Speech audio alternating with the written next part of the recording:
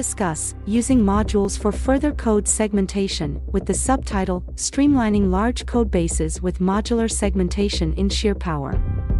Here, we'll see how using modules can enhance your code organization. By breaking your code into modules, you can create a more maintainable and scalable code base, making development more efficient and debugging simpler. Let's explore the advantages of modular segmentation in Sheerpower and how it can improve your coding practices.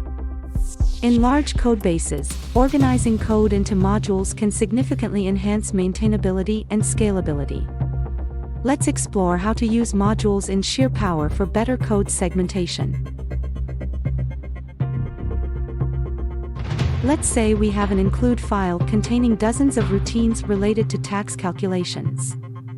We can create a tax module filled with these common tax routines to streamline development and maintenance.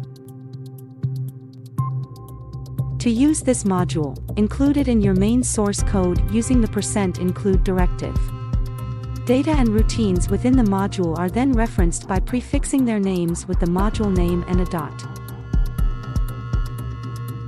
Modules provide several benefits, including better organization, improved readability, easier maintenance, and enhanced scalability of your code base.